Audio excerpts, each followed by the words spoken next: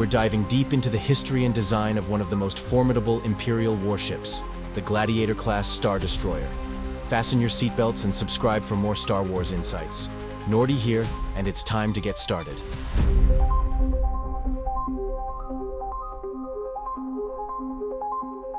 The Gladiator-class Star Destroyer, though often overshadowed by the colossal Imperial-class Star Destroyers, embodied a different, more calculated approach to the art of warfare. It was a vessel conceived with purpose and precision, embodying the Empire's philosophy of control, strategy, and annihilation.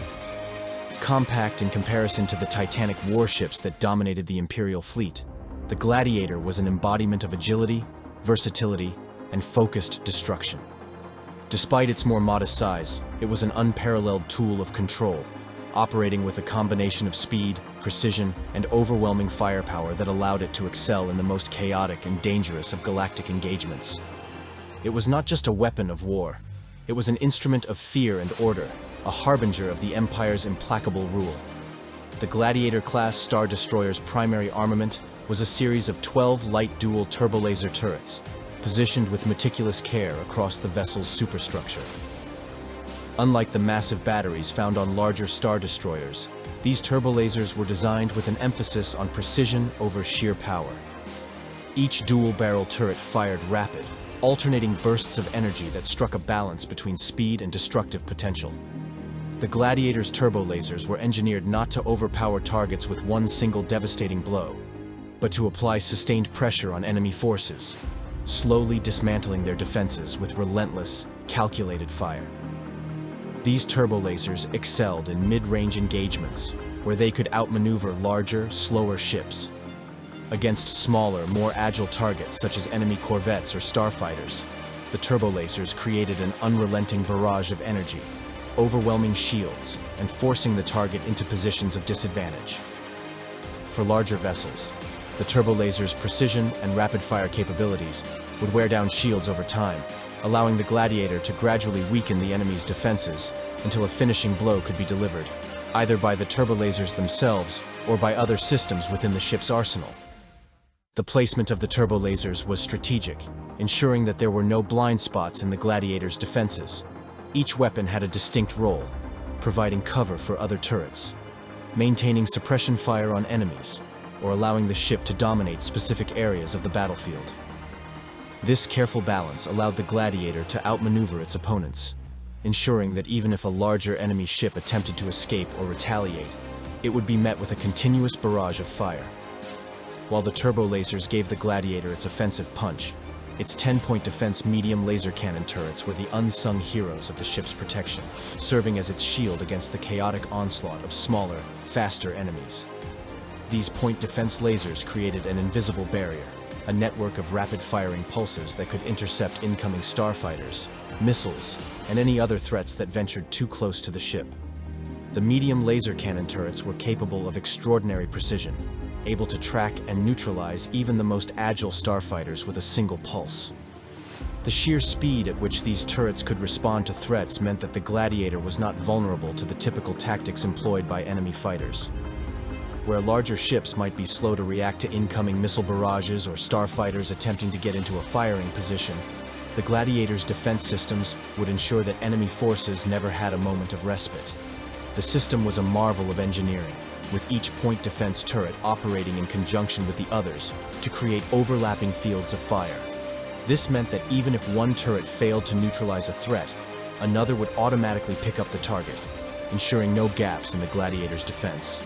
The point defense turrets were designed not just to destroy, but to create an impenetrable bubble of protection around the vessel, allowing it to remain in combat longer and with less threat from enemy swarms.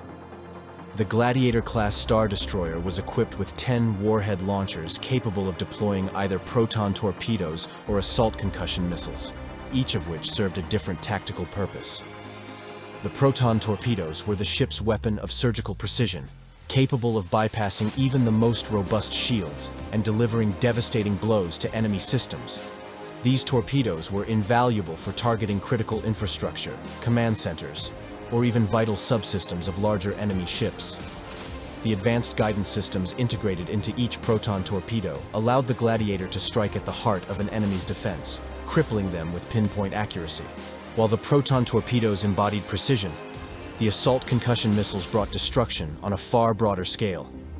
These missiles did not seek to penetrate shields with finesse. They aimed to obliterate everything in their path with raw explosive power. When launched, the concussion missiles released shockwaves that could tear apart enemy formations, rip through hulls, and scatter debris across vast stretches of space. They were terror weapons, their explosive yield sufficient to create massive damage in a single volley, and they were designed to destabilize and demoralize enemy fleets, leaving them scrambling to recover from the chaos. The Gladiator's warhead launchers, capable of delivering proton torpedoes or concussion missiles with deadly efficiency, ensured that the ship could adapt to a wide range of combat scenarios. Whether it was executing precision strikes against a heavily fortified enemy installation or unleashing a barrage of missiles to create widespread destruction, the warhead launchers offered a deadly versatility that made the Gladiator an unpredictable and terrifying foe on the battlefield. The 300 medium concussion missiles stored within the Gladiator-class Star Destroyer's holds were not simply a supply of ammunition. They were a testament to the ship's endurance and ability to outlast and outfight any opponent.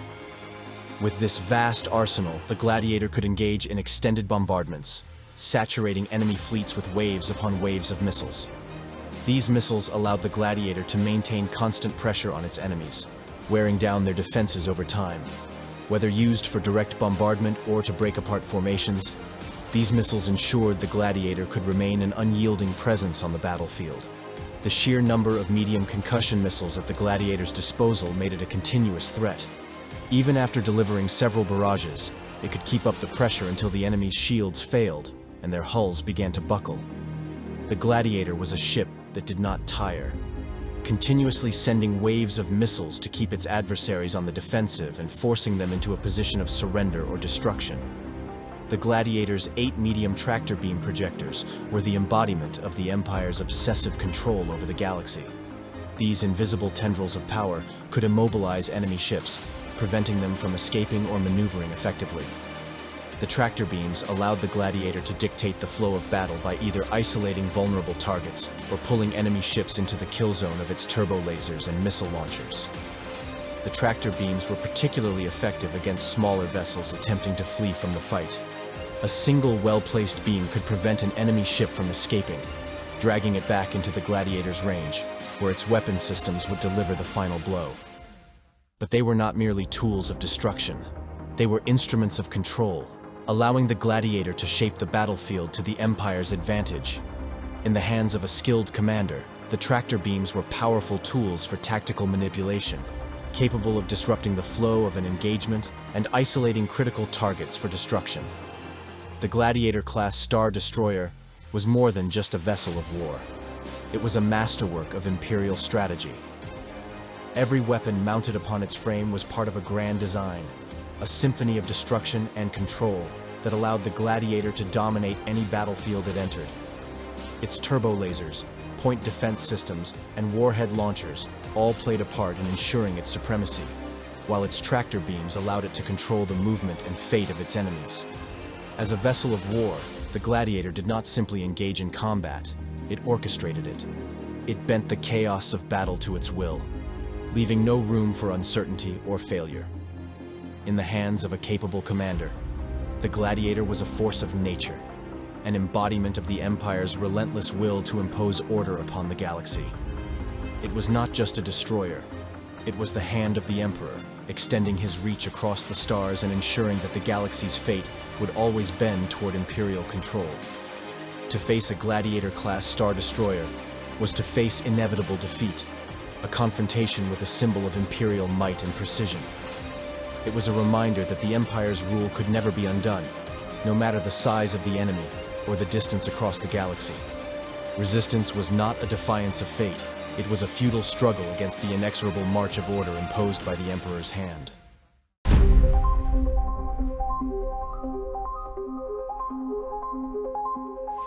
The Gladiator-class Star Destroyer was a masterpiece of engineering, embodying the Empire's vision of power, precision, and relentless ambition. Its engines and power plant were not mere technological components, but the very essence of its design, transforming the infinite void of space into its dominion. This ship was built to command the stars, to pursue, conquer, and destroy with an efficiency that left no room for failure. At its heart, the Gladiator class was a symbol of the Empire's determination to impose order on chaos, and its propulsion and energy systems reflected this ideology in every pulse and flare. At the core of the Gladiator-class Star Destroyer was its solar ionization reactor, a marvel of modern engineering and the heart that drove the ship's every function. This reactor was not just a machine. It was a miniature star contained within the ship's hull, its searing plasma burning with a fury that seemed almost alive. The reactor harnessed the raw energy of fusion, converting it into a source of power so immense that it fueled not only the ship's weapons and defenses, but also its propulsion, life support systems, and auxiliary subsystems. What set the solar ionization reactor apart was its unparalleled efficiency and adaptability. The energy it produced could be channeled seamlessly into different systems as the situation demanded. In the heat of battle, it could divert additional power to the turbolasers and warhead launchers, ensuring overwhelming firepower. When under threat, it reinforced the shields, creating a nigh impenetrable barrier against enemy attacks. In moments of pursuit or retreat, it funneled its energy into the engines, allowing the Gladiator to maneuver with startling speed and grace. The reactor itself was a testament to balance and control. While its energy output was immense, it operated with precision, ensuring no waste and no excess. This harmony between raw power and fine-tuned control encapsulated the Gladiator's philosophy: dominance through calculated and deliberate force. It was not enough to possess overwhelming power. That power had to be wielded with purpose, making the ship not only a tool of destruction, but also an instrument of strategy. The Gladiator-class Star Destroyer's propulsion system was an equally remarkable aspect of its design, comprising two main engine units that dominated the aft section of the ship. Sleek and angular, these engines were a departure from the massive, cumbersome drives of larger Star Destroyers. They represented a focus on maneuverability and agility, allowing the Gladiator to operate in environments and combat scenarios where larger vessels would struggle. These engines worked in perfect tandem, channeling the solar ionization reactor's immense energy into thrust with near-perfect efficiency. Unlike the brute force engines of the Imperial-class Star Destroyers, the Gladiator's propulsion system was engineered for fluidity and precision. It could accelerate rapidly, change direction with startling speed, and execute complex maneuvers that made it a deadly predator in the chaos of battle. This agility allowed the Gladiator to outflank enemy vessels, pursue fleeing targets, and evade incoming fire, all while maintaining its role as a powerhouse of destruction. The Gladiator's engines were not only powerful, but also reliable, capable of sustaining the ship through prolonged engagements or extended journeys. They were built with the same philosophy as the rest of the vessel: to dominate through consistency and unyielding performance. Each burst of ionized plasma from the engines was a statement of intent, propelling the ship forward with an inevitability that left no doubt about its purpose. The Gladiator-class Star Destroyer's hyperdrive system was a triumph of Imperial engineering, transforming the ship into a force capable of striking terror across the galaxy. Its primary Class 1 hyperdrive was a technological marvel, allowing the Gladiator to traverse vast interstellar distances with breathtaking speed. This hyperdrive was more than a means of travel. It was a weapon in its own right, enabling the ship to arrive at its target with unmatched swiftness. Whether deployed to suppress a rebellion, intercept a fleeing fleet, or ambush an enemy stronghold, the Gladiator's hyperdrive ensured it could strike before its adversaries could react. The hyperdrive was supported by a Class 8 secondary system, a backup designed to ensure the ship's operational reliability under any circumstances. This redundant system provided a safety net, guaranteeing that the Gladiator would never be stranded, even in the face of catastrophic damage to its primary drive. The secondary hyperdrive was a testament to the Empire's meticulous attention to detail and its refusal to tolerate vulnerabilities in its war machines. Together, the primary and secondary hyperdrives gave the Gladiator an edge in mobility that few ships could match, making it a constant and unpredictable threat to those who opposed the Empire. The integration of the solar ionization reactor main engines, and hyperdrive system created a harmonious whole that elevated the Gladiator-class Star Destroyer beyond the sum of its parts. The reactor's boundless energy flowed seamlessly into the engines, translating raw power into smooth and controlled motion.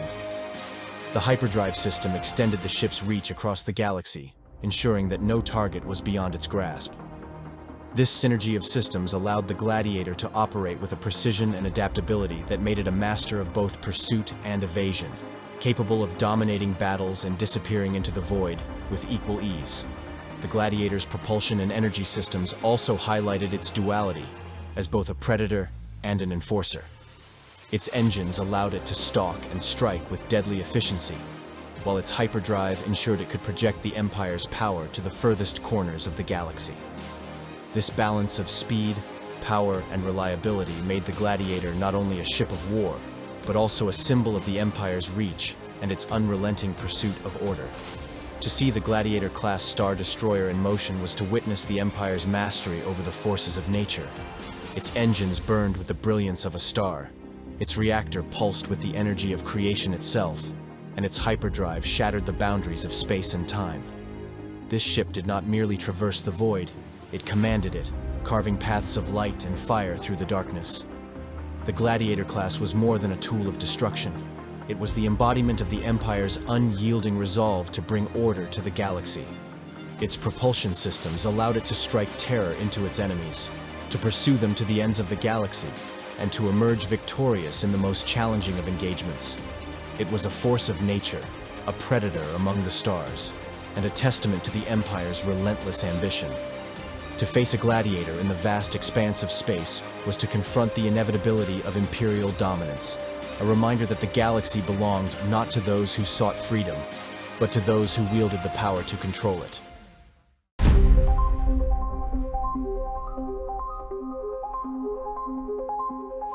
The Gladiator-class Star Destroyer was a vessel that captured the Empire's ethos in its very design, balancing menace with refinement, functionality with symbolism. At 600 meters in length, it stood as a medium-weight warship, bridging the gap between the imposing might of the Imperial-class Star Destroyer and the smaller support craft of the Imperial fleet. Its angular form and aggressive profile made it an unmistakable figure on the battlefield, a harbinger of the Empire's relentless pursuit of order. To witness a Gladiator class emerge from hyperspace was to experience the profound sense of inevitability it carried, its wedge-like silhouette slicing through the void, a blade of judgment poised to enforce Imperial will. Every detail of the Gladiator's structure was imbued with purpose, making it not only a machine of war, but also a statement of the Empire's mastery over chaos. The Gladiator's hull was a masterpiece of military engineering, crafted from layers of reinforced durasteel and enhanced with thermal-resistant alloys. Its plating gleamed cold and unyielding, reflecting starlight as a visual metaphor for the Empire's uncompromising belief in strength and durability. This armor was not only a physical barrier against enemy fire, but also a psychological one, a glinting promise of the futility of resistance. Beneath the protective plating lay a labyrinthine network of conduits, subsystems, and redundancies, ensuring that even under direct assault, the Gladiator would continue to fulfill its purpose. The armor's design was more than brute durability. It represented calculated defense. Critical systems were buried deep within the ship, shielded by multiple layers of protection. The sloped surfaces of the hull not only enhanced its iconic profile, but also provided practical benefits, deflecting energy weapons and projectiles with increased efficiency. In battle, the Gladiator's hull stood as a testament to the Empire's belief in the unyielding nature of order. Unyielding, adaptable, and ever-present. The Gladiator's sensor arrays and command systems were state-of-the-art, granting it unparalleled situational awareness and operational precision. Its long-range sensor suites extended the ship's reach far beyond its physical dimensions, making it as much a sentinel as a warship. Capable of detecting distant threats, tracking starfighter movements, and mapping anomalies, these sensors provided the data necessary to execute decisive strikes or evasive maneuvers. At the heart of this capability was the Navy computer, a high-precision system that allowed the Gladiator to navigate complex galactic lanes with speed and accuracy. Combined with its tactical systems, the Navy computer ensured that the ship could respond to unfolding events in real time, maintaining the initiative in any engagement. From the cold depths of space to crowded planetary orbits, the Gladiator's sensor and command systems transformed it into a vessel of unmatched awareness and decisiveness. Perhaps the most defining feature of the Gladiator-class Star Destroyer was its forward-facing hangar bay, a cavernous opening that split its bow into two distinct halves. This design was as functional as it was symbolic, representing the ship's role as a carrier and combat platform. The hangar bay was a hub of activity, housing squadrons of TIE fighters, bombers, and support craft that were essential to its versatility and dominance in combat. The placement of the hangar was deliberate, projecting the image of a predator perpetually ready to strike. From within this open maw, starfighters poured forth in coordinated waves, overwhelming enemy fleets or establishing defensive perimeters. The hangar's internal layout was engineered for efficiency, allowing simultaneous launches and recoveries, ensuring that the Gladiator could maintain a constant flow of reinforcements and firepower during protracted engagements. The Gladiator's forward superstructure, split by the hangar, gave the ship a unique and striking appearance. The two symmetrical structures that flanked the hangar were more than aesthetic. They housed critical systems, from communication arrays to defensive turrets. Their elevated placement ensured a commanding view of the battlefield, enhancing the ship's coordination and situational control. This distinctive silhouette was a deliberate choice, embodying balance and symmetry as a representation of Imperial order. The twin structures symbolized the ship's dual role as both a tactical weapon and a philosophical statement. Unlike larger Star Destroyers that relied on sheer mass and firepower to inspire fear, the Gladiator's design relied on precision, adaptability, and efficiency to deliver its message. Resistance was futile, and the Empire's reach was infinite. The Gladiator-class Star Destroyer was conceived as a ship of versatility, capable of excelling in a variety of roles. Its hangar allowed it to deploy starfighters in rapid succession, making it an effective fleet carrier. Its compact size and maneuverability gave it an edge in close-quarters engagements, where larger vessels struggled. Meanwhile, its reinforced hull and sensor systems enabled it to operate as a command ship, coordinating the actions of smaller fleets or ground operations. Unlike the Imperial-class Star Destroyers, whose size and firepower made them instruments of overwhelming force, the Gladiator's more moderate dimensions allowed it to infiltrate contested systems, engage smaller rebellions, and provide support in ways its larger siblings could not. It was, in many ways, the Empire's scalpel, a tool for precise and effective domination in regions where subtler force was required. The Gladiator's design carried a deeper meaning, reflecting the Empire's philosophy of control and order. Its form was not just a product of engineering, it was a declaration. Unlike larger ships that sought to dominate through sheer presence, the Gladiator's more modest size and calculated design allowed it to slip into the cracks of galactic power struggles, reaching into places no Imperial-class Star Destroyer could. Its adaptability and precision were a reminder that the Empire's influence extended into every corner of the galaxy, ensuring that no system, no rebellion, and no hope of resistance could escape its notice. The Gladiator-class Star Destroyer was more than a ship. It was a vision of the Empire's ideal, a perfect fusion of power, purpose, and philosophy. Every angle of its hull, every gleaming plate of armor, and every system it carried was imbued with intent. It was a vessel that fought not just battles but wars of the mind, leaving its enemies demoralized long before the first shot was fired. To see a Gladiator-class Star Destroyer in action was to witness the Empire's belief in absolute control. It did not merely participate in conflicts, it defined them, reshaping the galaxy with every hyperspace jump, every precision strike, and every mission it undertook. In its design, the Gladiator class embodied the Empire's unrelenting march toward a galaxy where chaos had no place and resistance had no chance. It was not just a machine, it was a message, one of inevitability, precision, and absolute power.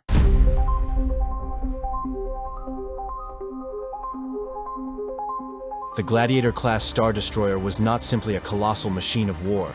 It was a living embodiment of the Empire's efficiency, discipline, and unwavering dedication to order.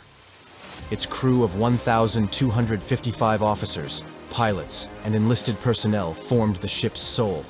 a cohesive and precisely coordinated team whose lives were devoted to ensuring the relentless operation of the vessel. It was their hands that turned the Gladiator from a cold, mechanical giant into a symbol of Imperial authority, with each individual playing an indispensable role in its unyielding dominance across the galaxy. At the helm of the Gladiator-class Star Destroyer were its officers, the elite leaders, who commanded both the ship's operational functions and its military endeavors. These individuals were not just strategists. They were the embodiment of the Empire's will, their decisions a direct reflection of Imperial ideals. Cold, calculating, and resolute, the officers ensured the Gladiator maintained its role as a weapon of overwhelming power, directing tactics and strategy in the heat of battle with precision.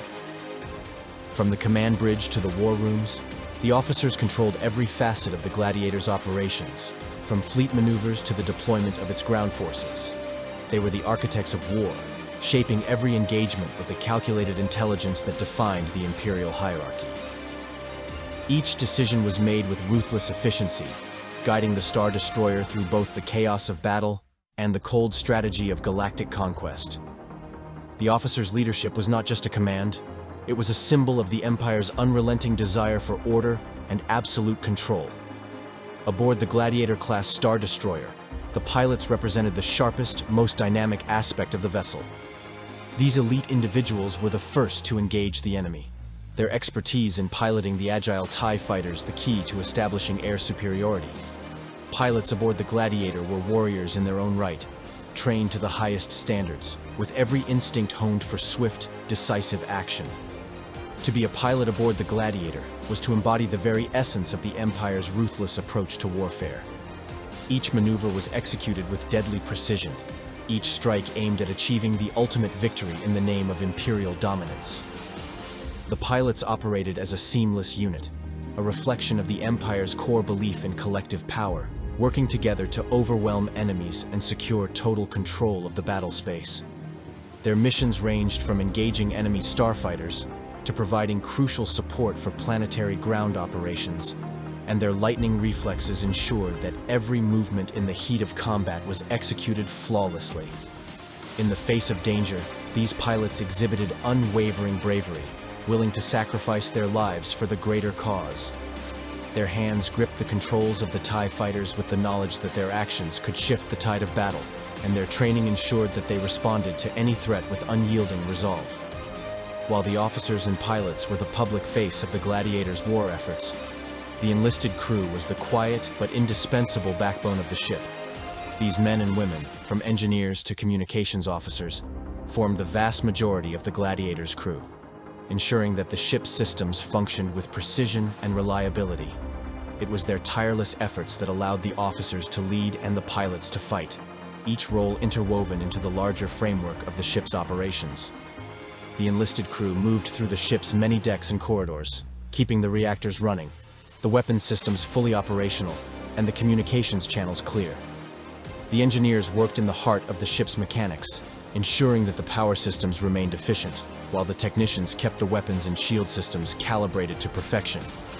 Without their constant vigilance and unceasing work, the Gladiator would not have been able to function at its maximum potential. These crew members may have operated behind the scenes, but their contributions were just as critical as those of the officers or pilots. They were the ones who kept the Gladiator's vast systems running smoothly, ensuring that the ship could continue its operations and remain a formidable force in the galaxy. The strength of the Gladiator-class Star Destroyer lay not only in its technological marvels or its imposing weaponry, but in the unity of its crew. Each member, regardless of their rank or role, understood their duty and performed it with absolute loyalty to the Empire. The officers led with cold efficiency, the pilots soared through the void with precision and courage, and the enlisted crew labored tirelessly to maintain the ship's heart and soul. Together, they formed a unified force, ensuring the Gladiator's continued supremacy and its unrelenting pursuit of Imperial dominance. Their relationship with the ship was one of mutual dependence. Each crew member was an extension of the Gladiator itself. The ship was more than a vessel. It was a living extension of the Empire's power, and the crew served as its lifeblood. The officers commanded, the pilots executed, and the enlisted crew ensured the flawless operation of the vessel. In return, the Gladiator-class Star Destroyer became their purpose, their legacy, and their means to secure the future of the Empire. In the heat of battle, the crew became more than just personnel. They became the living, breathing heart of the Gladiator-class Star Destroyer. It was in these moments of combat that the crew's unity and discipline were most evident. The officers guided the ship through the maelstrom of war, making tactical decisions that would define the course of the battle. The pilots flew their TIE fighters with unyielding precision, engaging enemies with swiftness and deadly force. And the enlisted crew worked seamlessly behind the scenes, ensuring the ship remained operational in the face of any challenge. Together, the crew transformed the Gladiator into something greater than just a warship. It became a symbol of Imperial might, with its crew serving as the foundation that upheld the ship's purpose. Each individual played a crucial part in the Gladiator's success, ensuring that its legacy of power, control, and dominance would continue, both in the stars and on the planets below. To encounter the Gladiator-class Star Destroyer was to witness the embodiment of Imperial might and resolve, a vessel whose strength lay not only in its formidable systems, but in the unbreakable spirit of its crew. They were the soul of the ship, the living manifestation of the Empire's will, and together, they ensured that no enemy could stand against the relentless might of the Gladiator.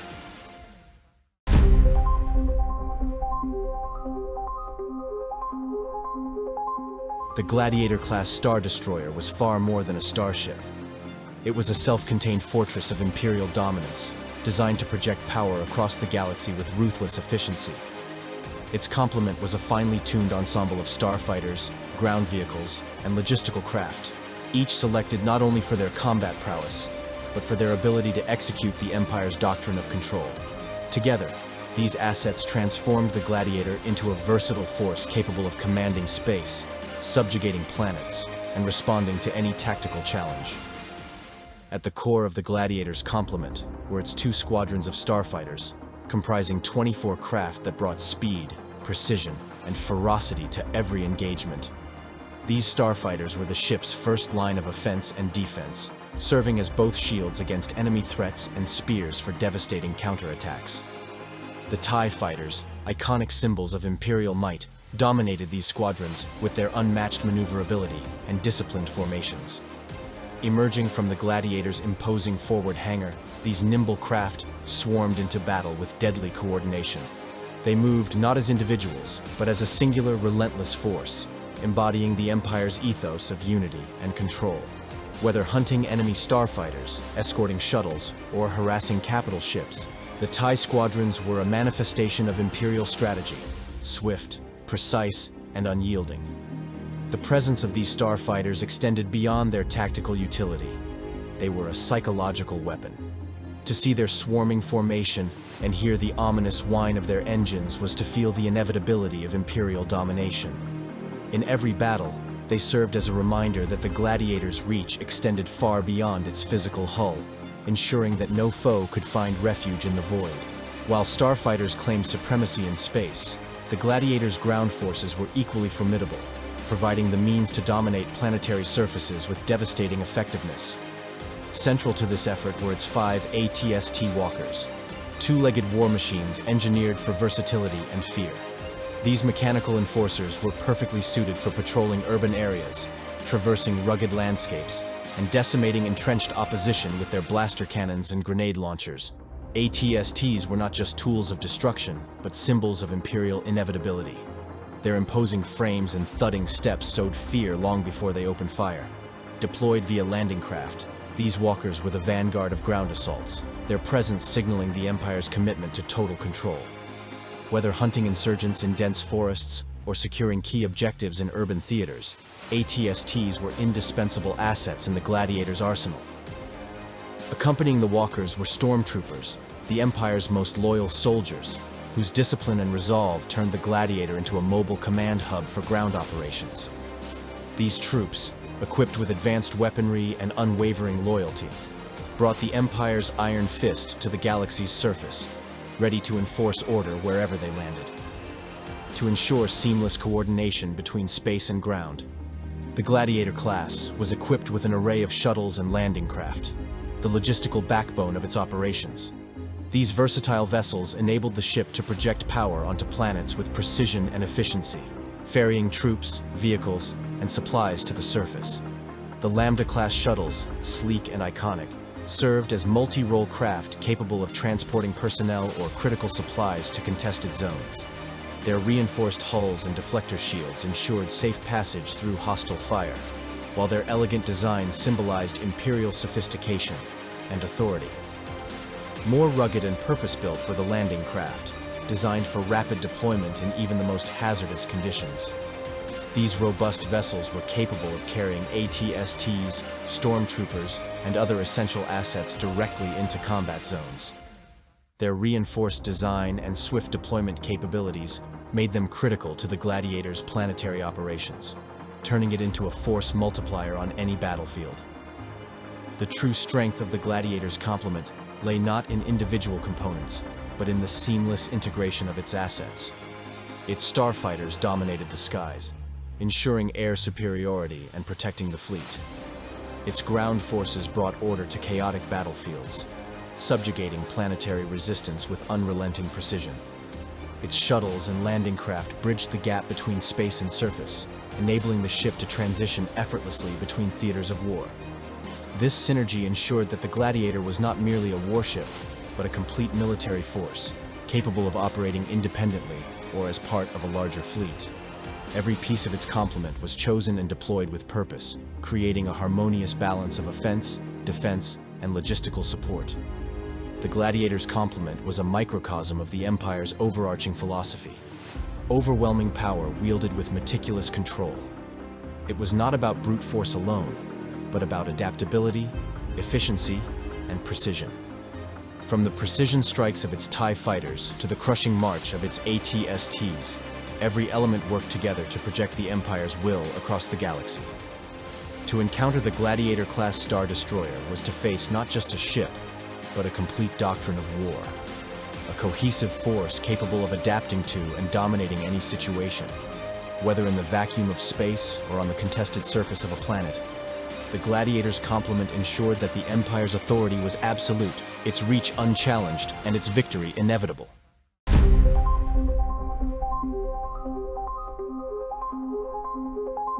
The Gladiator-class Star Destroyer was more than a warship. It was a vessel that carried with it the full weight of the Empire's reach and resolve. Among the crew and starfighters, the Star Destroyer also played host to 1,200 troops, organized into 2 battalions of stormtroopers, the vanguard of Imperial ground forces. These soldiers were not mere passengers.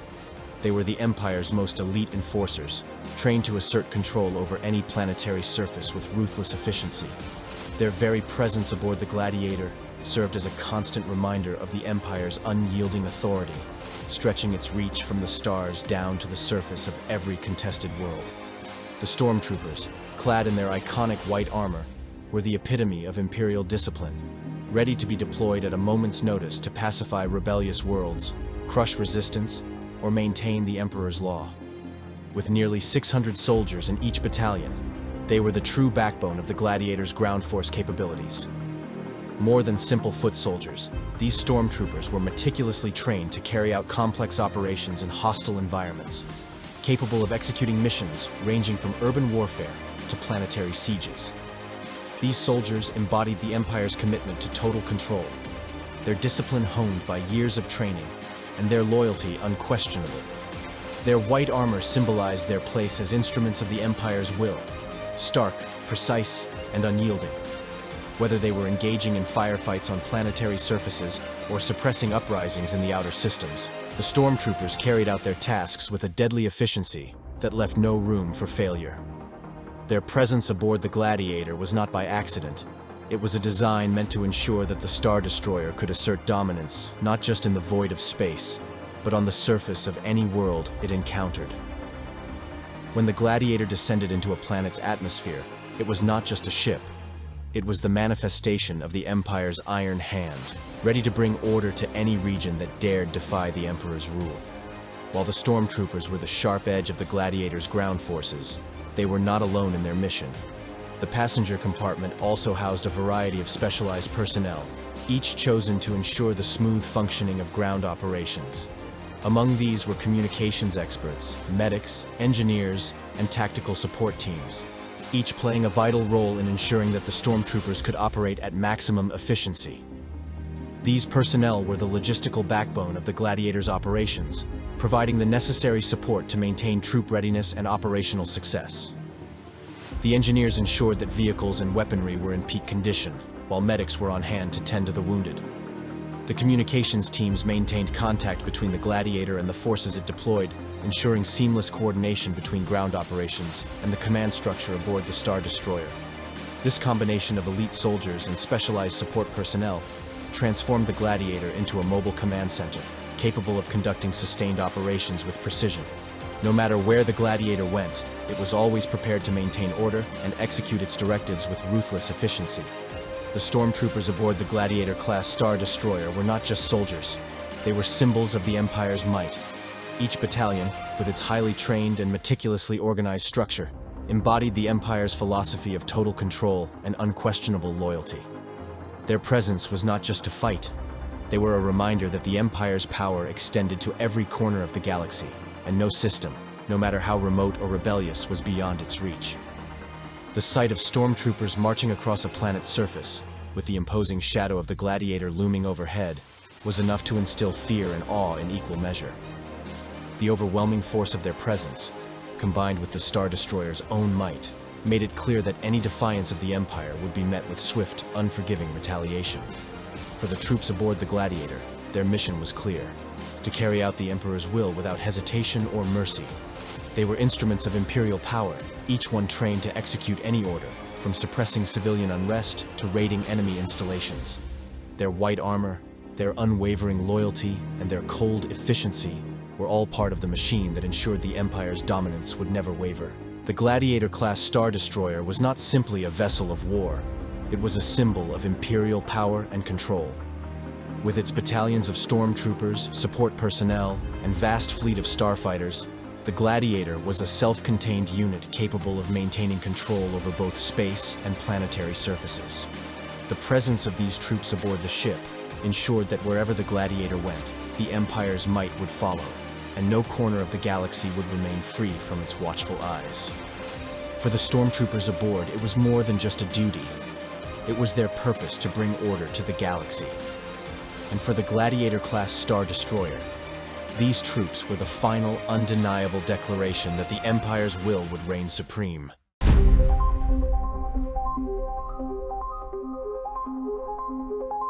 The Gladiator-class Star Destroyer was conceived at the zenith of the Empire's ambition, a time when the Emperor's iron fist sought to stretch its control across every corner of the galaxy. The ship, a hybrid of firepower, tactical versatility, and ground operations capability, embodied the Empire's vision of omnipotence. Its development, a monumental fusion of innovative engineering, advanced design principles, and military doctrine, spanned the course of several years, involving not just brilliant minds, but vast manufacturing resources. The Gladiator class would go on to become a symbol of Imperial might, a vessel capable of asserting the Emperor's control across space and planetary surfaces alike.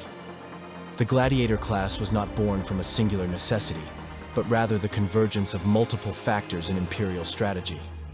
The Empire's vast territorial expansion demanded more versatile and agile warships that could operate in a variety of combat scenarios. It needed a ship that could dominate the vastness of space, while also being equipped to efficiently engage in ground warfare operations, performing roles that were often too specialized or costly for larger ships like the Imperial-class Star Destroyer. At the core of the Gladiator class's creation was Walex Blissex, an engineer whose talents had already earned him a reputation within the Galactic Republic as a pioneer in ship design. However, under the Empire's banner, Blissex was given full freedom to refine his ideas, moving away from conventional doctrines. Blissex recognized that an ideal warship for the Imperial Navy needed to combine firepower, tactical flexibility, and operational endurance across various mission profiles. The Gladiator class, he envisioned, would not only serve as a Star Destroyer, but also as a planetary enforcer, providing the Empire with unparalleled strategic options. Blissex envisioned a ship that would function as a fleet support vessel, command ship, and assault platform all at once. It needed to be capable of swift deployment to hostile worlds to establish Imperial control, yet powerful enough to ensure domination in battle. The turbolaser systems, ion cannon arrays, and hangar bays were meticulously balanced to provide offensive firepower without compromising the ship's maneuverability or its ability to deploy ground forces. The Gladiator class was born out of Blissex's early prototypes, some of which drew from the legacy of his Victory-class Star Destroyer. The design process took place in stages, beginning with Renly Star Drive, a company known for producing some of the most respected warships in the galaxy, including the Dreadnought-class heavy cruiser.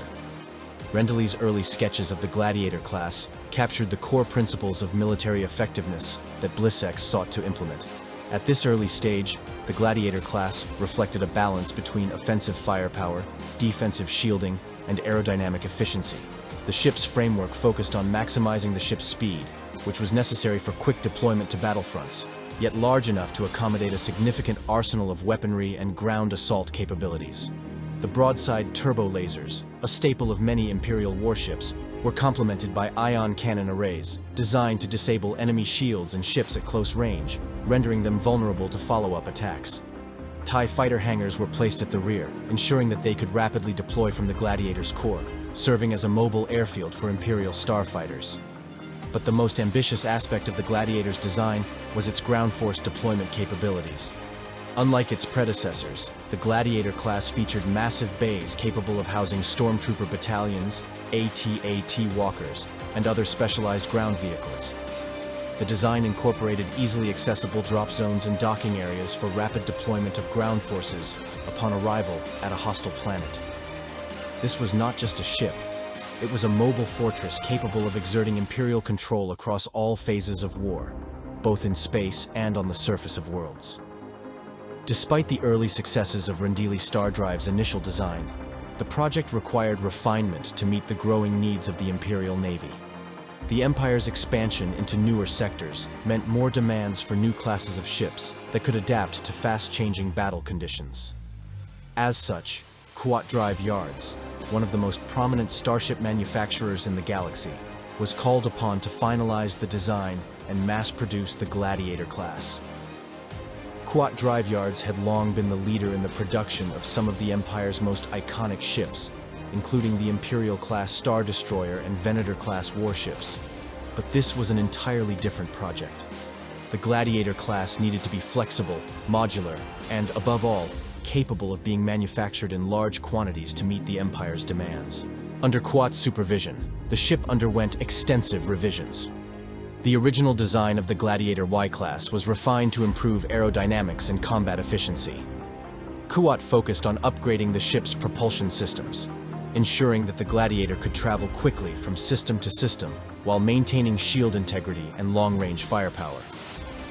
The Gladiator II class, which emerged from Kuat's factories, was an evolution marked by several major changes that made the vessel more formidable. The Gladiator II class incorporated enhanced shields, which were capable of withstanding heavier fire from larger capital ships and long-range bombardment.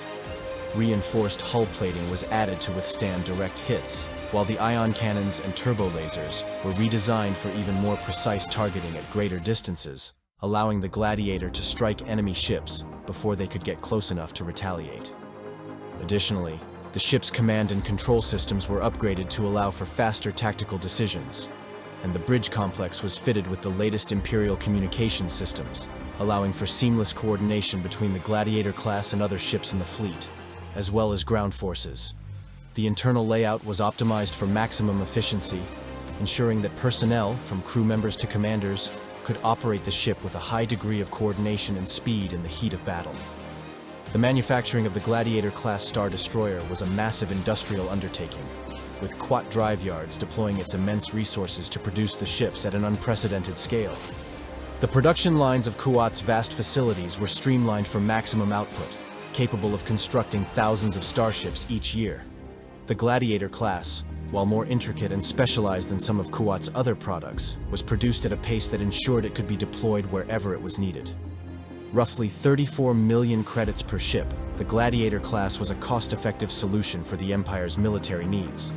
Kuwat's industrial capabilities, combined with precision engineering, ensured that each Gladiator-class Star Destroyer was built to exacting specifications. The cost, while substantial, was justified by the Gladiator class's versatility. These ships became the backbone of Imperial operations, serving across countless sectors in roles as varied as blockades, starfighter support, planetary invasions, and sustained combat operations. Once complete, the Gladiator-class Star Destroyer underwent final testing, ensuring it met the stringent requirements of the Imperial Navy. Its weapon systems were rigorously tested in simulated battle environments, while its crew readiness was evaluated in real-world training exercises. Once it passed all the tests, the Gladiator class was deployed into active service, where it would soon become synonymous with the Empire's reach and unyielding control. Upon deployment, the Gladiator-class Star Destroyer quickly proved its worth as a strategic asset in the Imperial fleet. Its versatility allowed it to serve in virtually every aspect of military engagement, from system-wide pacification to direct planetary invasions. Whether it was used as a fleet support vessel, combat vessel, or a ground operations platform, the Gladiator class was unparalleled in its effectiveness. The sight of a Gladiator class arriving in system was a terrifying one, as its sheer presence often spelled the end of resistance. These vessels were often deployed in conjunction with the Imperial-class Star Destroyers, forming the backbone of the fleet in battles with the Rebel Alliance and other threats to Imperial rule. The Gladiator class's adaptability allowed it to meet the dynamic needs of the Empire, ensuring that it could be deployed anywhere at a moment's notice. More than just a military machine, the Gladiator class became a symbol of Imperial control, representing the Emperor's desire to dominate not only the galaxy's stars, but also the surface of every world within his grasp. It was a symbol of the Empire's technological supremacy, industrial capability, and unrelenting pursuit of order. Through the combined efforts of Walex Blissex, Rendili Star Drive, and Kuwat Drive Yards, the Gladiator-class Star Destroyer became more than just a ship. It became an enduring representation of Imperial strength, power, and the Emperor's vision of a galaxy unified under the banner of the Empire.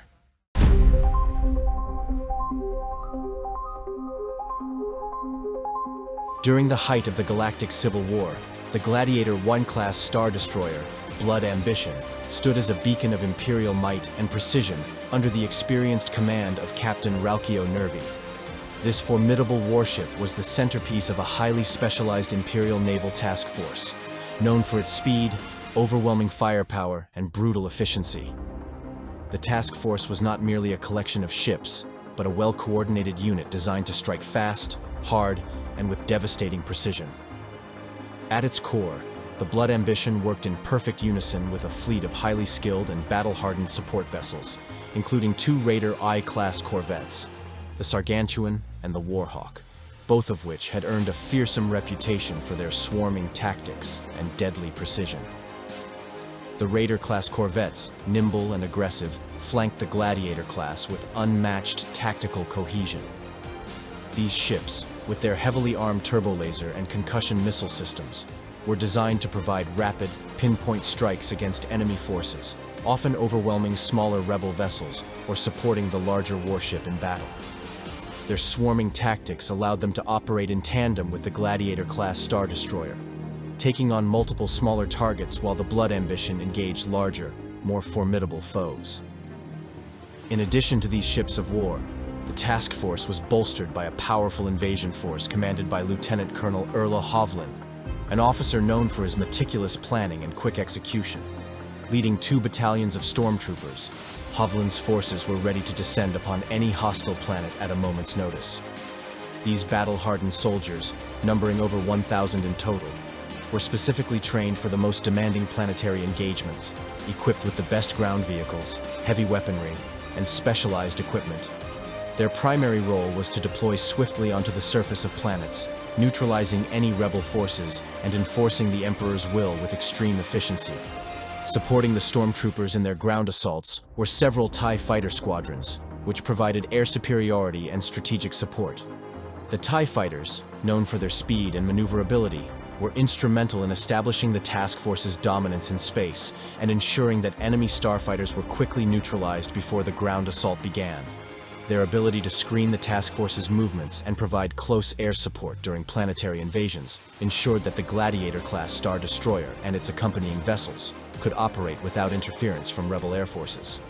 The task force's most significant engagement came during the Battle of Zorn, a brutal, all-out clash between Imperial forces and the Rebel alliance that would prove to be the task force's final stand. As the battle unfolded, the Blood Ambition and its fleet found themselves facing overwhelming opposition. Rebel forces, including several capital ships and a significant number of starfighters, poured into the system with the intention of striking a blow against the Empire's dominance. Despite the might of the Gladiator-class Star Destroyer, the task force was unable to withstand the sheer ferocity of the Rebel assault. The battle, marked by intense ship-to-ship combat, dogfights between TIE fighters and Rebel interceptors, and heavy bombardments, quickly turned into a fight for survival. The Blood Ambition, despite its superior firepower and commanding presence, was ultimately overwhelmed. Rebel forces concentrated their firepower on the Blood Ambition, slowly wearing down its shields and hull as the ship attempted to maneuver in the chaotic melee. The ship's engines, crippled by successive hits, caused the vessel to falter, and in a final, explosive display of firepower, the Blood Ambition was destroyed. Its once unstoppable turbolasers fell silent, and its hangars, filled with TIE fighters and assault craft, were decimated in an instant. Captain Nervy's command came to an abrupt and tragic end, as did the lives of many of the brave soldiers and sailors who had served aboard the vessel. The destruction of the Blood Ambition was not only a physical loss, but a psychological blow to the Imperial fleet. Despite its overwhelming power, even the mightiest Imperial warships were vulnerable in the unforgiving theaters of galactic war. Yet, the Battle of Zorn did more than mark the end of a key Imperial warship.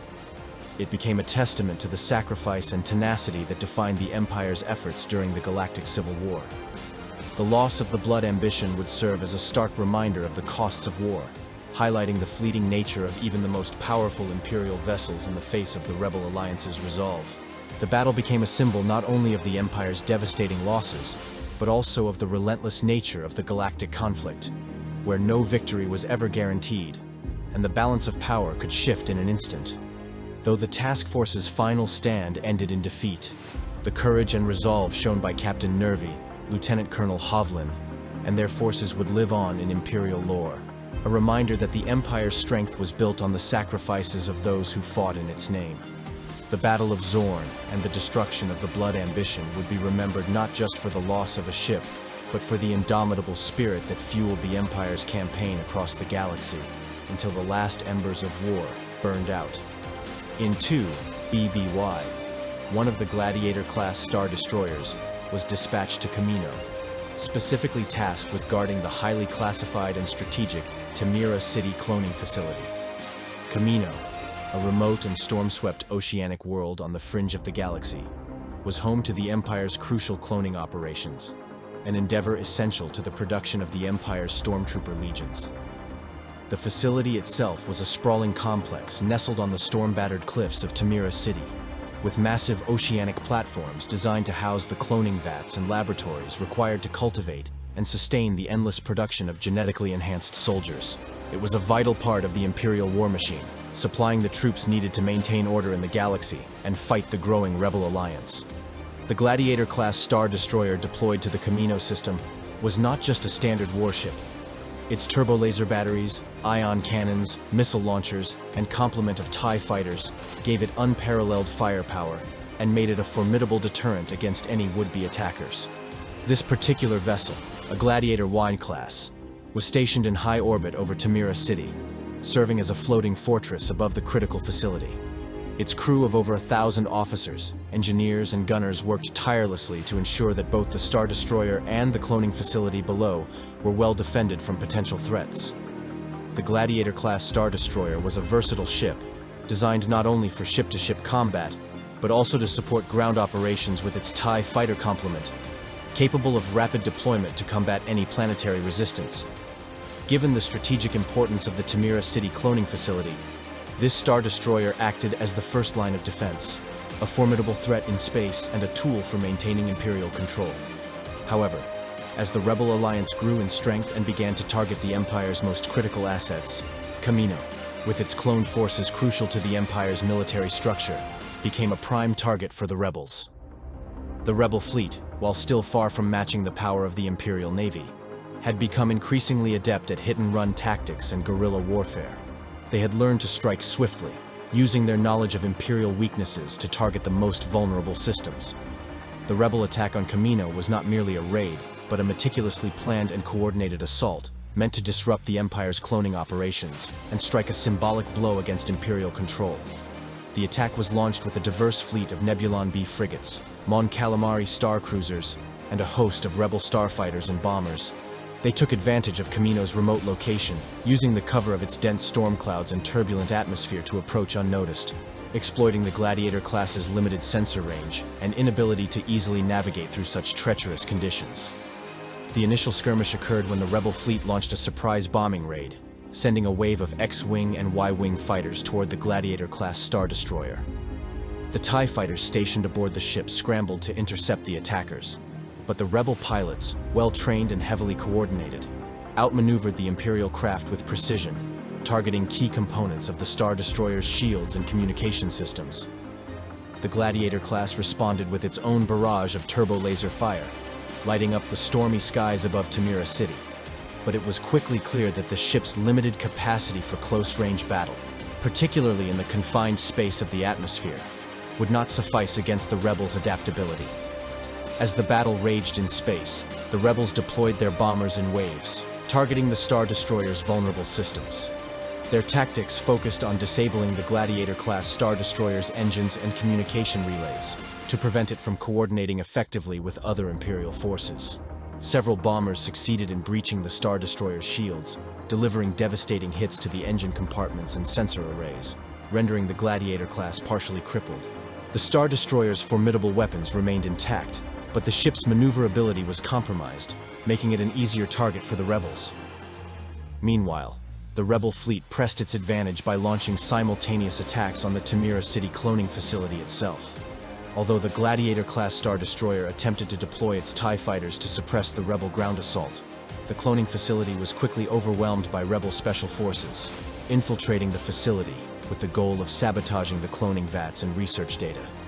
Several squads of Rebel infiltrators infiltrated the facility, causing significant damage to the cloning chambers and data terminals, though they did not manage to destroy the entire facility.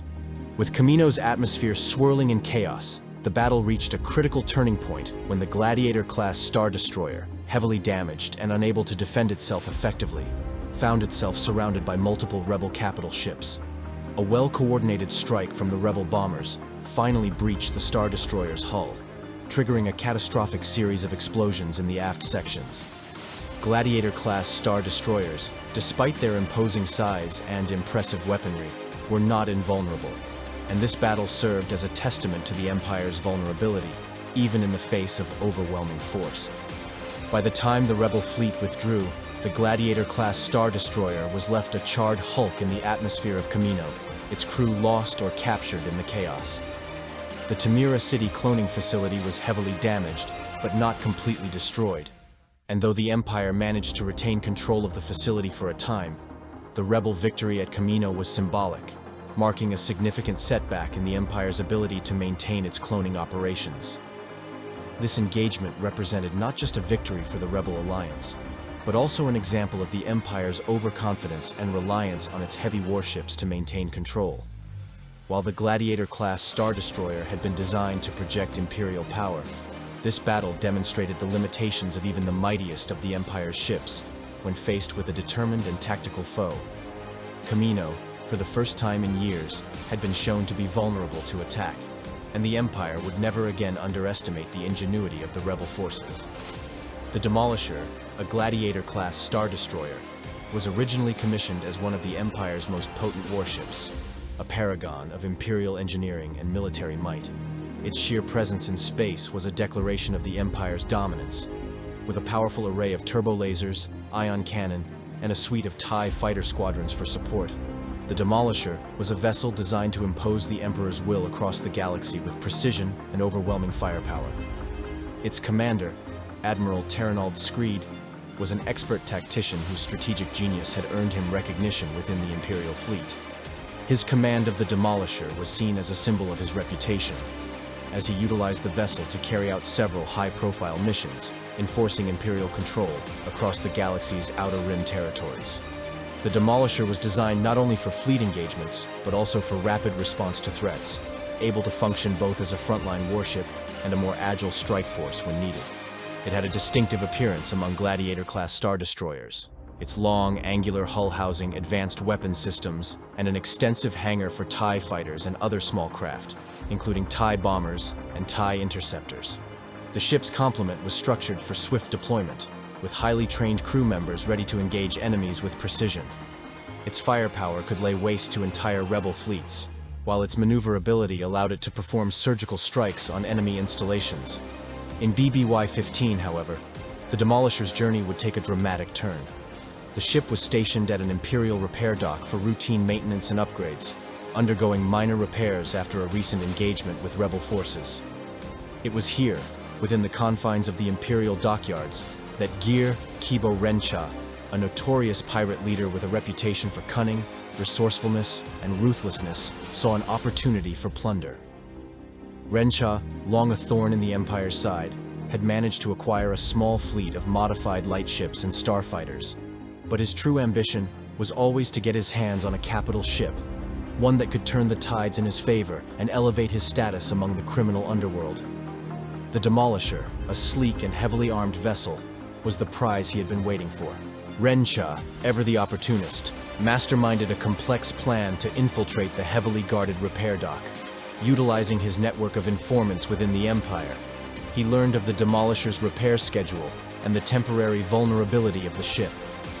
In the dead of night, under the cover of a darkened moon, Rencha's pirates launched a daring assault on the station, breaching its security systems with surprising efficiency.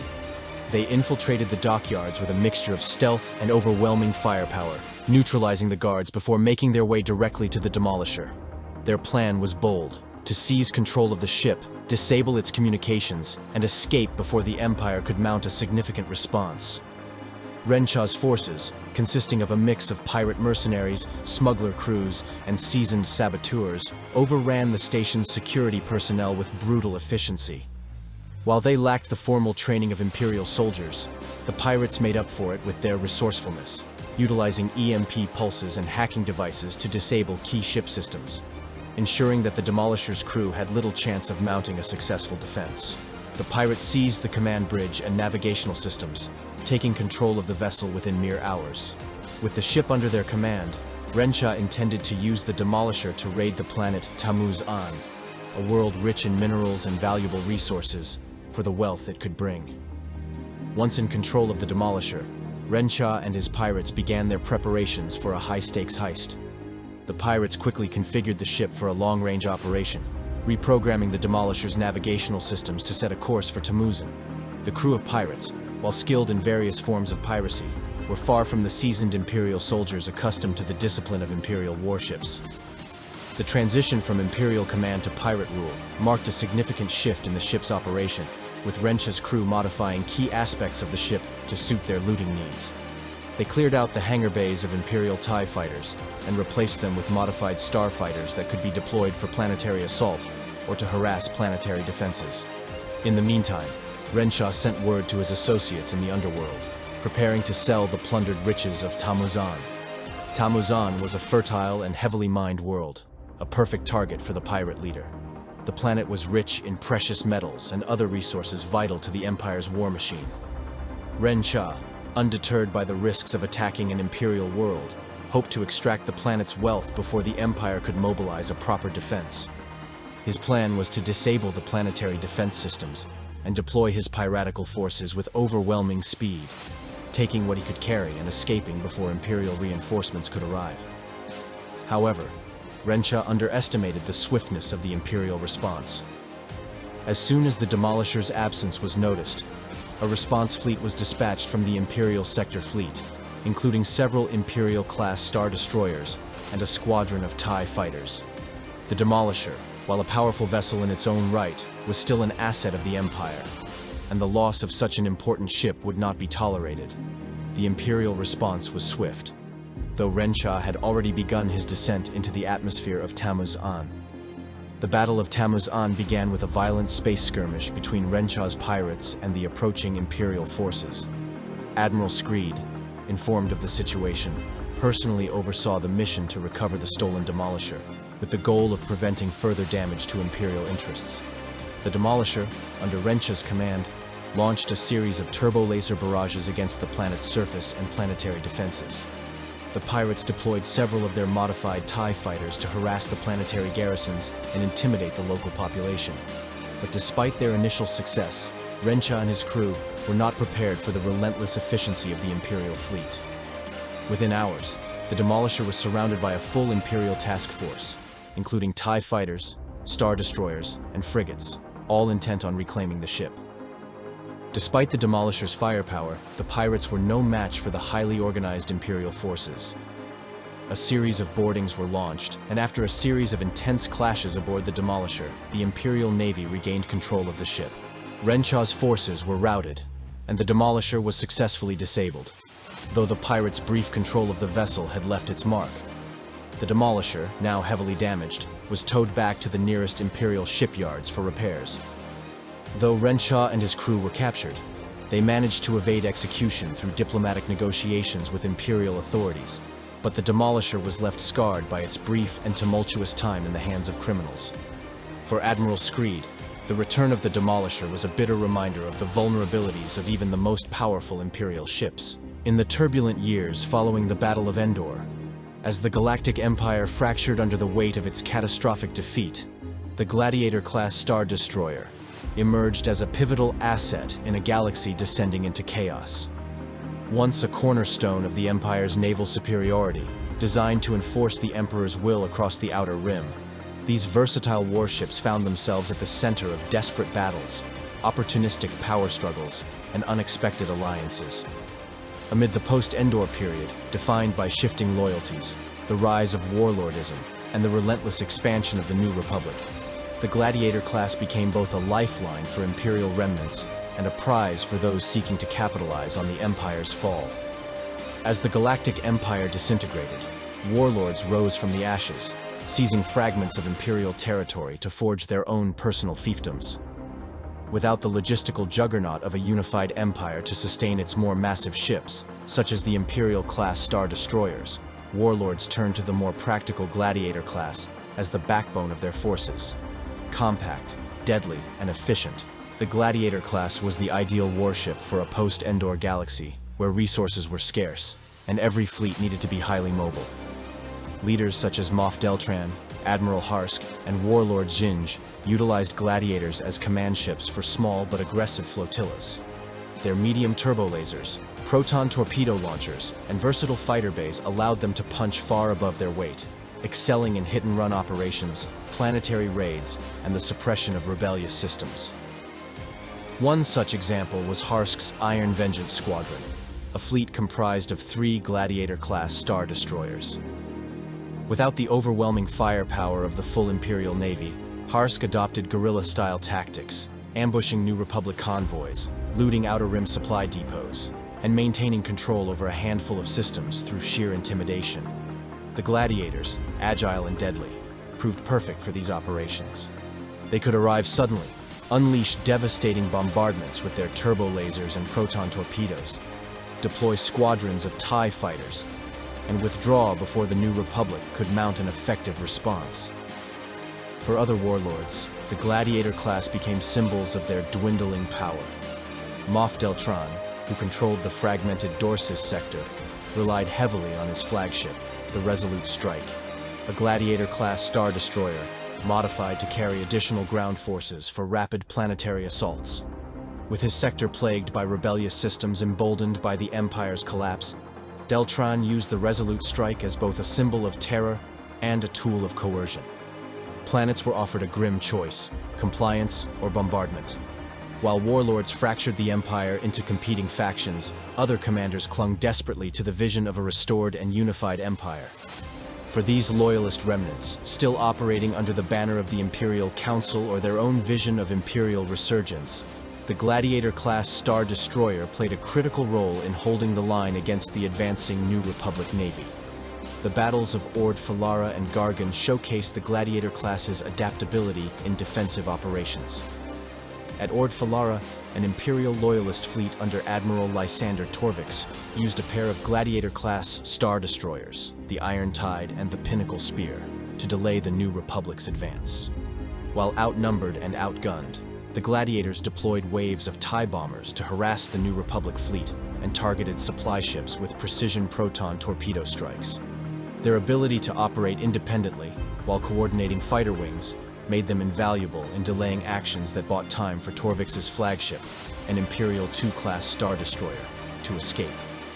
At Gargan, the Imperial Talon, another Gladiator class, became a linchpin of planetary defense. Operating alongside local ground garrisons, the ship provided orbital bombardment support and acted as a mobile command post, holding off the Republic's forces long enough to evacuate critical resources to another Loyalist stronghold. These engagements, though minor compared to the larger fleet battles of the Galactic Civil War, underscored the Gladiator class's value as a tactical asset in a galaxy where every ship counted. The New Republic, ever pragmatic in its efforts to consolidate power, quickly recognized the strategic value of the Gladiator-class Star Destroyer.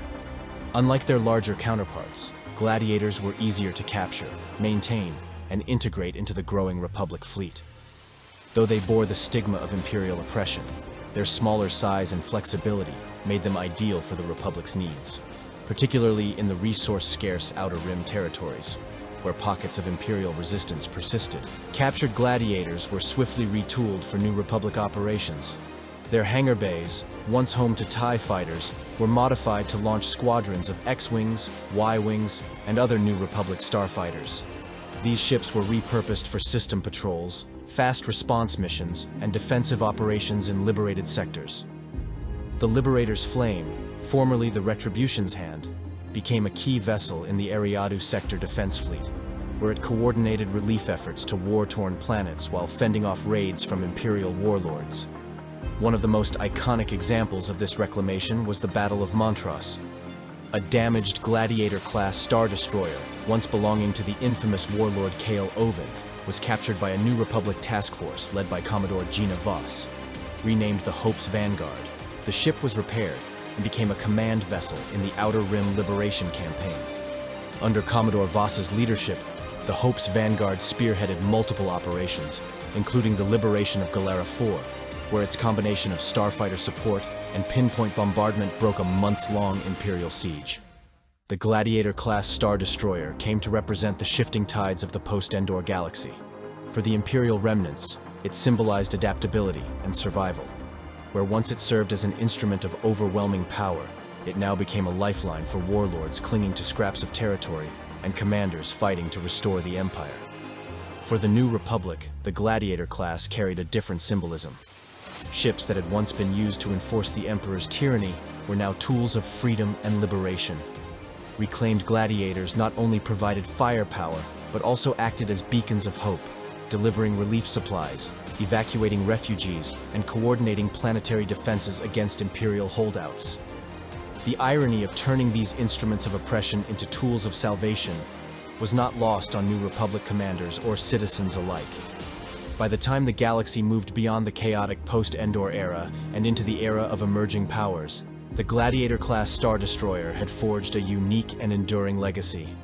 It was no longer just a weapon of the Galactic Empire, but a symbol of resilience, adaptability, and the fluid nature of galactic conflict. For the warlords, it was a means of asserting control in a fractured galaxy. For Imperial loyalists, it was a reminder of the might they had once wielded and the desperate fight to reclaim it. And for the New Republic, it became proof that even the tools of tyranny could be repurposed in the service of freedom. The Gladiator-class Star Destroyer, agile, versatile, and enduring, remained etched in the history of the post-Endor period as a warship that outlasted its creators, adapted to new masters, and carved a legacy that reflected the chaos, ambition, and hope of a galaxy reborn. As whispers of Emperor Palpatine's unnatural return began to spread like a shadow across the galaxy, The Gladiator-class Star Destroyer found itself once again drawn into the maelstrom of galactic war. In the dark resurgence of the Final Order, where fragmented Imperial factions rallied to the reborn Emperor's call, the Gladiator class proved to be both a symbol of lingering Imperial might and a tool of renewed terror. No longer just relics of a bygone era, these ships, survivors of the post-Endor chaos, were pulled back into service, refurbished, and repurposed to meet the demands of the Emperor's vision of total domination. For the resurgent Empire, the Gladiator class was a bridge between the past and the future, a harbinger of a return to the Empire's ideals of overwhelming control. Shipyards like Quat and hidden strongholds in the unknown regions were tasked with upgrading surviving gladiators, outfitting them with more advanced deflector shields, targeting systems, and incorporating enhanced weaponry derived from research conducted under the Final Order's engineers. The result was a fleet of Gladiator-class Star Destroyers, still small and agile, but now more lethal than ever, capable of engaging the burgeoning New Republic defense fleet on equal terms. Where the Imperial-class Star Destroyers served as sledgehammers, the Gladiator class became the Empire's scalpel, perfectly suited for swift strikes, planetary subjugation, and suppression of rebellious systems. In the Emperor's strategy, these ships acted as vanguard elements, often leading task forces to secure outer rim worlds with calculated ruthlessness. The Battle of Polnara became a notorious example. A task force of Gladiator-class Star Destroyers descended on the undefended planet, deploying precision strikes and stormtrooper battalions to quell resistance before reinforcements could arrive. In Palpatine's renewed empire, the Gladiators were not ships of war alone. They were tools of psychological warfare, spreading fear with their symbolic Imperial silhouette and devastating firepower. Yet the Gladiator class was also indispensable for its adaptability. With the Final Order's operations requiring stealth and speed, Gladiators frequently served as mobile command ships for elite strike teams and Sith-aligned agents. Their hangars bristled with TIE fighters and Sith Trooper dropships, ensuring planetary invasions could unfold with surgical precision. They were the hammer that preceded the arrival of the Final Order's larger Star Destroyers, establishing forward control zones and decimating local defenses before the full force of the Emperor's military descended. The Battle of Anaxes saw Gladiator-class Star Destroyers in a critical role as Harriers, cutting off New Republic supply lines and isolating core fleets from critical allies. Their speed and versatility ensured that even as New Republic forces adapted, the Gladiators remained a deadly thorn in their side. It was a cruel irony for many New Republic commanders. A ship long thought a relic of history had returned with a vengeance, its silhouette a chilling reminder that the Empire could never truly die. As the galaxy reeled under the Yuuzhan Vong invasion, an existential threat unlike any before, the Gladiator-class Star Destroyer once again proved its worth. The war against the Yuuzhan Vong was a war of attrition and chaos, a battle where adaptability, endurance, and strategic versatility became more valuable than raw firepower. In this apocalyptic conflict, the Gladiator class transcended its origins as an Imperial vessel and became a symbol of galactic unity, serving in both the fractured remnants of the Empire and the Galactic Alliance, which rose to meet the alien threat. The Yuuzhan Vong, with their biological technology and living warships impervious to conventional sensors, posed a challenge unlike any the galaxy had faced. Gladiator-class Star Destroyers, with their size, speed, and heavy armament, were quickly redeployed to confront this enemy. As larger ships such as Imperial and Mon Calamari-class vessels struggled against the Vong's overwhelming firepower and swarming tactics, the Gladiator class became a tactical counterweight, deployed in fast-moving battle groups to harass and isolate Vong forces. In the early stages of the war, Gladiator-class ships fought desperate defensive battles. At Fondor, a trio of gladiators led by the Blade of Vengeance delayed a Yuuzhan Vong assault long enough for critical shipyards to evacuate valuable resources and personnel. Their rapid salvos of proton torpedoes and concussion missiles, launched with unerring precision, were devastating against Vong corral skippers and lighter warships, while their point defense laser cannons proved instrumental in intercepting swarms of Grutchen, the Vong's living equivalents of starfighters. As the war ground on, the Gladiator class was further modified for the unique demands of fighting the Vong. With traditional sensors failing against the enemy's cloaked technology, Engineers equipped Gladiators with enhanced sensor arrays that used gravitational and mass detection systems to pinpoint enemy ships. Their solar ionization reactors provided the energy output needed for extended operations, enabling Gladiators to operate deep behind enemy lines, conducting daring raids against Yuzhanvong supply chains and staging areas. Perhaps their most iconic role in the conflict came during the Battle of Ithor, where a fleet of Gladiators joined forces with New Republic and Imperial remnant ships to form a rapid response task force. Their smaller size and speed allowed them to weave through the chaotic battlefield, launching relentless missile volleys at vulnerable points in Yuzhanvong capital ships. In one engagement, the Vindicator crippled a Meade-Roic warship, delivering a precision torpedo strike that shattered its living armor and sent it plummeting into the atmosphere below. By the war's final stages, Gladiator-class Star Destroyers symbolized a galaxy learning to fight as one. No longer tools of Imperial oppression, these ships stood as battle-hardened survivors, vessels of necessity and courage that adapted to face an enemy beyond imagination. In the Galactic Alliance, Gladiators were respected for their role in the war effort, having proven that even amid the ashes of the Empire, ships designed for domination could find purpose in the defense of life itself. Whether in the hands of Imperial remnants, reformed under Grand Admiral Pelion, or alongside New Republic fleets, the Gladiator-class Star Destroyer was a bridge between eras, a vessel that carried the weight of history, yet adapted to fight for the galaxy's future. In the war against the Yuzhanvong, they were not instruments of tyranny, but ships of survival and resistance, a final line of defense against annihilation. Their legacy was no longer defined solely by war. It was defined by resilience, adaptation, and an enduring spirit that refused to be broken.